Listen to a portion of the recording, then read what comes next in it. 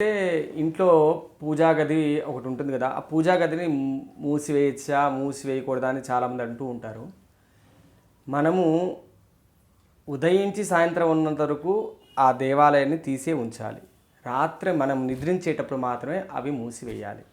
మనకి అదేవిధంగా ఏదైనా ఇంట్లో ఏదైనా ఇబ్బందికరంగా ఉన్నప్పుడు కూడా ఆ ద్వారాలని మూసివేయటం మంచిది. చాలామంది స్వామి నవగ్రహాలన్నీ ప్రభావం చూపుతున్నాయి కదా అంటుంటారు. అన్ని గ్రహాల ప్రభావం ఖచ్చితంగా ప్రతి ఒక్క వ్యక్తికి ఉంటాయి. ప్రధానంగా ఏలినాటి శని, అర్ధాష్టమ శని, అష్టమ శని, కాలసర్ప దోషాలు, కుజదోషాలు ప్రమాణంగా ఉంటాయి. కానీ వీటన్నిటికంటే కూడా ఎక్కువ కాలసర్ప దోషం చాలా ఇబ్బందికరంగా ఉంటుంది. ఆ కాలసర్ప దోషం ఉన్నవాళ్ళు ప్రధానంగా దోష పరిహారార్థము సర్ప ప్రతిష్ఠ చేసుకుంటే చాలా మంచి జరుగుతుంది. ఎక్కువగా వాళ్ళు సుబ్రహ్మణ్య స్వామిని ఉపాసన చేస్తే చాలా శుభం కలుగుతుంది. శని కూడా చాలా ఇబ్బంది పెడుతూ ఉంటాడు కాబట్టి శనికి జపం చేసుకొని నువ్వులు దానం చేయటం చేస్తే కనుక వాళ్ళకి మంచి ఫలితాన్ని కలిగజేస్తుంది. తులసి యొక్క మొక్కని మనం ప్రధానంగా ఎప్పుడు తీసుకురావాలని అడుగుతూ ఉంటారు. అమావాస్య నాడు తీసుకొని రాకూడదు. అమావాస్య, చతుర్దశి, చతుర్థి తిథులు ఎందుకు కాకుండా ఏ తిథులు మిగతా తిథులు అష్టమి నాడు కాకుండా ఆ తిథులు కాకుండా గురువారం కానీ, బుధవారం కానీ, సోమవారం కానీ, శుక్రవారం కానీ మనం తులసిని ఇంట్లో పెట్టుకోవచ్చు. ఏకాదశి నాడు పౌర్ణమి రోజున మనం తులసిని కొయ్యకూడదు. స్వామి అమ్మాయి గర్భవతి అయింది, దేవాలయానికి వెళ్ళొచ్చా వెళ్ళకూడదా అని అడుగుతూ ఉంటారు. ఎక్కడ శాస్త్రంలో అమ్మాయి గుడికి వెళ్ళకూడదని ఎక్కడ శాస్త్రంలో ఎక్కడ చెప్పలేదు. అమ్మాయి నెల నుండి కాన్పోయేంత వరకు కూడా దేవాలయానికి వెళ్ళచ్చు. దేవాలయానికి వెళ్ళి దైవస్మరణ చేసుకొని రావచ్చు. ప్రతిరోజు వాళ్ళు గుడికి వెళ్ళవచ్చు. అమ్మాయి డెలివరీ అయిన తర్వాత ఆ 11 రోజులు ఒక్కరోజు మాత్రం వెళ్ళకూడదు అంతే. మిగతా రోజు దేవాలయానికి వెళ్ళి దేవుడి దర్శనం చేసుకోవచ్చు.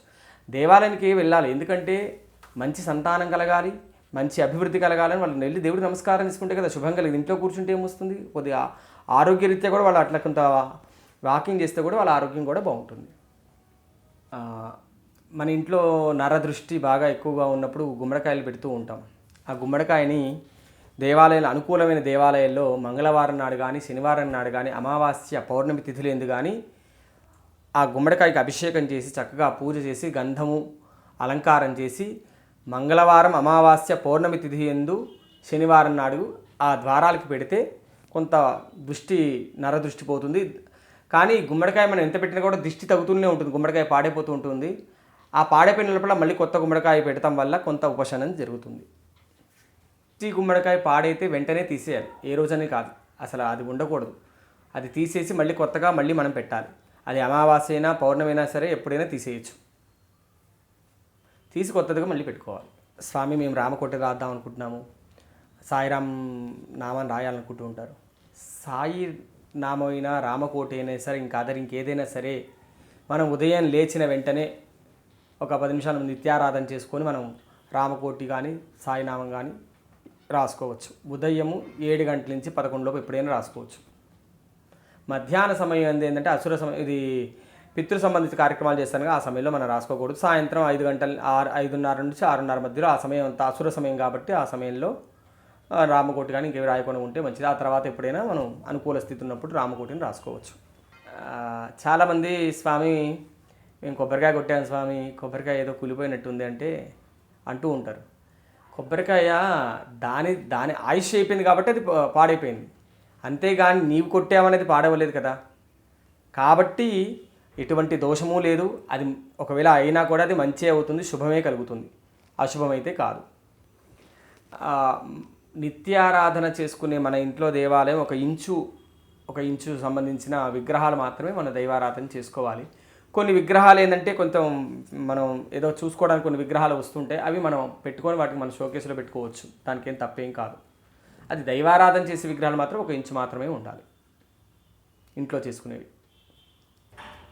మన ఇంటిలో ఏ విగ్రహాలైనా పెట్టుకొని మనం పూజ చేసుకోవచ్చు. మనం ఉన్న దీక్షను బట్టి మనం ఆ దేవతామూర్తులకు పూజ చేసుకోవాల్సి వస్తుంటుంది. పూజ చేసుకోకూడదని ఎక్కడా చెప్పలేదు. అయితే ఒక పరిణీతిని సంబంధించిన విగ్రహాలను పెట్టుకొని మాత్రమే మనం పూజ చేసుకోవాలి. తక్షశిల మీడియా ఛానల్ని సబ్స్క్రైబ్ చేయండి, లైక్ చేయండి, షేర్ చేయండి.